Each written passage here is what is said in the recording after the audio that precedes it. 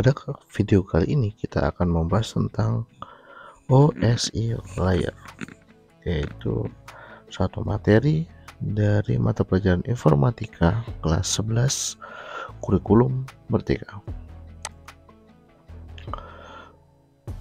Mari kita kenal dulu sebelumnya bahwa dapat kita pahami setiap komputer dalam jaringan memiliki cara berkomunikasinya masing-masing.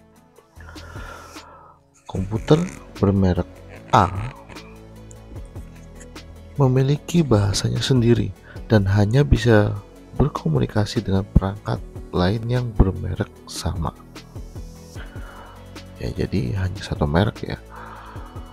Nah, sementara dalam proses komunikasi tidak hanya menggunakan satu merek komputer saja atau perangkat saja, satu merek perangkat saja, tapi berbagai macam merek yang akan digunakan, sehingga dibutuhkan standar khusus untuk memungkinkan komunikasi dapat terjalin secara menyeluruh tanpa memandang merek tipe dari perangkat yang terhubung. Oleh sebab itu, maka ISO International Standard Organization menetapkan standar yang dinamakan OSI layer tentang protokol komunikasi untuk segala jenis sistem jaringan. Lalu, apa yang dimaksud dengan OSI layer? OSI layer adalah sebuah konsep yang memungkinkan pertukaran informasi terjadi antara berbagai jenis sistem komunikasi komputer dengan menggunakan protokol standar, yaitu TCP atau IP. Jadi ini adalah protokol ataupun konsep komunikasi tanpa melihat jenis merek dari perangkat yang terhubung. Protokol sendiri merupakan format aturan tentang proses pertukaran informasi antar komputer menggunakan Transmission Control Protocol atau TCP dan Internet Protocol atau IP. Dan IP adalah sistem alamat dalam jaringan internet yang dihubungkan oleh Transmission Control Protocol. Lalu apa sih Transmission Control Protocol itu? Jadi, TCP adalah suatu protokol yang berada di lapisan transport, baik itu terdapat pada 7 lapis model referensi OSI atau dalam model DARPA yang berorientasi sambungan atau connection oriented dan dapat diandalkan reliable. Nah, Internet Protocol Address atau alamat IP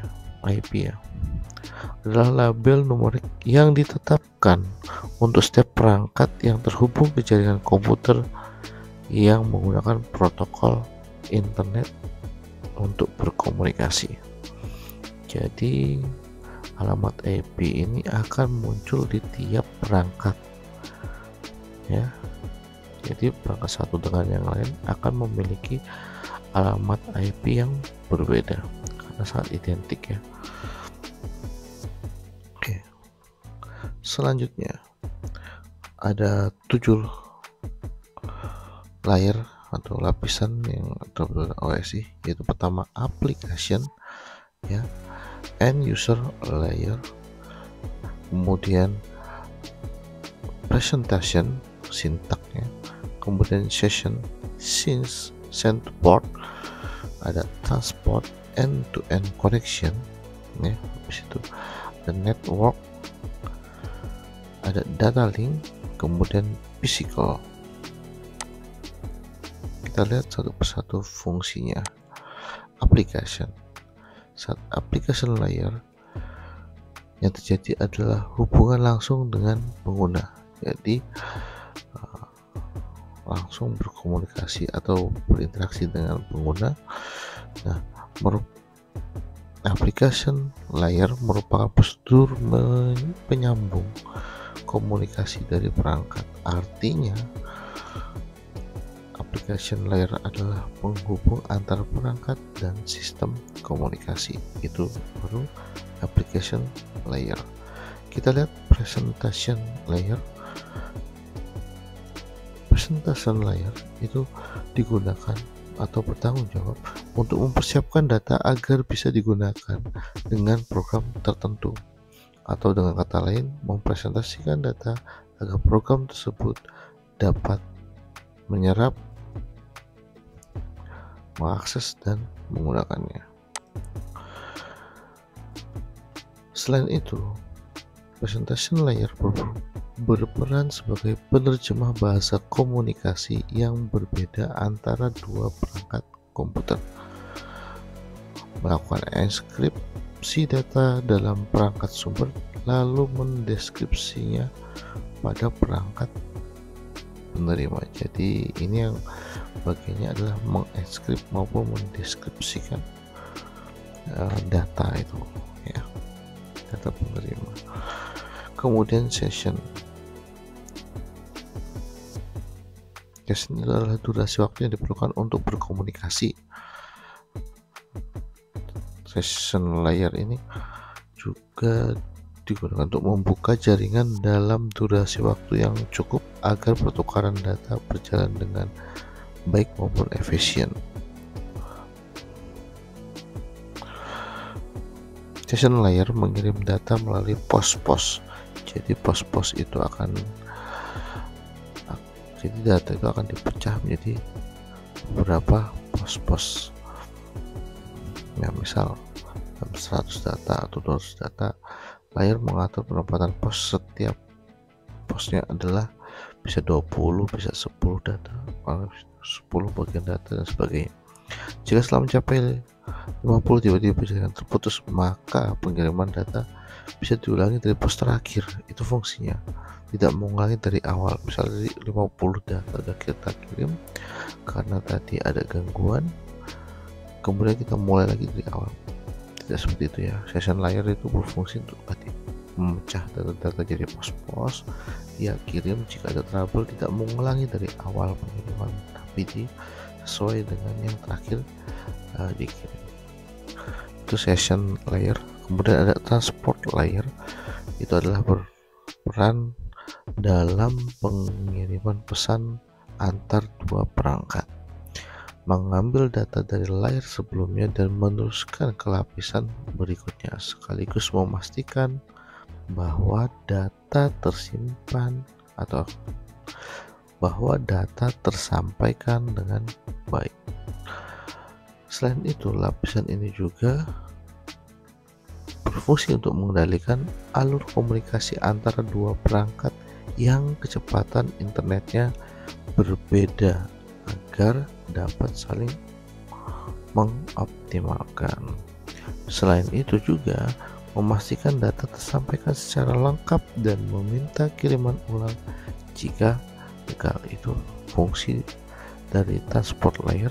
Kemudian ada network layer. Network itu jaringan ya. Nah, ini ya bertugas untuk memberikan jalur sebagai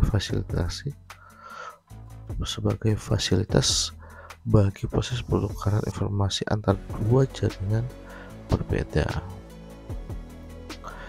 Network layer tidak diperlukan pada komunikasi perangkat pada jaringan yang sama, misal LAN gitu ya. Nah, network layer mencari jalur komunikasi terbaik antar jaringan. Lapis ini menyalurkan data kiriman dari perangkat sumber dengan cara membaginya dalam paket-paket kecil. Jadi bahasanya ada dua ya, paket maupun pos-pos kecil gitu ya, paket kecil ya. Lalu menyusunnya kembali ketika sampai pada perangkat penerima. Data link yaitu adalah penyalur informasi antar jaringan. Data link merupakan pemberi jalur komunikasi di dalam jaringan yang sama. Tugasnya hampir sama dengan network layer, namun untuk data link sendiri hanya dalam satu jaringan. Itu dari data link. Kemudian ada physical adalah lapisan paling terakhir untuk dalam satu proses, tapi physical layer itu bertanggung jawab dalam mentransmisikan data dalam bentuk bitstream.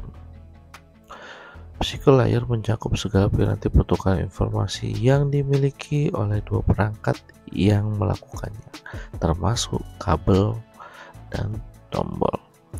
Bitstream bisa dikatakan sebagai data digital, bentuknya tak kasat mata dan berurutan melalui alur tertentu yang bisa ditransmisikan melalui media fisikal. Kemudian yang selanjutnya adalah fungsinya secara singkat seperti ini. Kemudian cara kerjanya. Untuk cara kerja sendiri, saya perhatikan ini ada gambar suatu diagram proses OSI layer ya bekerja. Yang pertama, aplikasi ya akan mengolah pesan ya. Saat kita ketik pada aplikasi, kemudian kita klik kirim, maka aplikasi akan memanggil application layer, jadi aplikasi yang untuk kita ketik atau WA ya. Kemudian kita klik kirim, maka aplikasi tersebut akan memanggil application layer untuk memilih protokol dalam penyampaiannya. Setelah diketemukan, maka lanjut ke presentation layer, yaitu memampatkan data. Nah, prosesnya adalah memampatkan data dan meneruskan ke session layer. Session layer kemudian dilakukan pengiriman kepada transport layer yang dipecah-pecah lagi dalam bentuk segmen, kemudian dipecah dalam potongan-potongan kecil untuk dikirim melalui network. Kemudian network tersebut menyampaikan kepada data link layer. Kemudian data yang sampai pada data link layer dipecah-pecah kembali agar bisa dikirim melalui perangkat keras pada physical layer ya, pada physical layer. Kemudian dalam bentuk bitstream. Setelah itu bitstream dikirim lagi, diterima oleh physical layer pada si penerima. Setelah itu mengkonversikan data dalam bentuk bitstream, lalu tadi yang diterima bitstream dipecah jadi data kemudian diproses oleh data link layer untuk penyusunan kembali. Jadi bongkar pasang, jadi bongkar potong-potong kemudian disusun lagi. Nah, kemudian akan menghasilkan paket data. Kemudian setelah itu masuk ke network, dia akan kirim ke network akan menggabungkan lagi menjadi segmen. Setelah segmen dikirim lagi ke transport layer, yaitu menggabungkan kembali data-datanya yang sudah dibongkar tadi, kemudian digabungin lagi presentation layer dan membersihkan kompres. Setelah itu dikirim ke presentation layer yang kemudian menyusun dalam bentuk data yang sudah bisa terbaca. Setelah itu disampaikan kepada application layer. Setelah itu akan diolah oleh application layer sehingga akan dimunculkan dalam perangkat aplikasi ya, kembali kepada sang penerima ya. Jadi akan muncul datanya sudah bisa dijawab. Jadi dalam prosesnya data itu dipecah-pecah, bisa untuk dikirimkan melalui jaringan tadi ya. Mungkin itu video kali ini, semoga bermanfaat. Maju selalu para pembelajar Indonesia. Dukung selalu channel kami dengan klik like, subscribe, komen, dan share agar channel kami terus berkembang. Maju selalu para pembelajar Indonesia.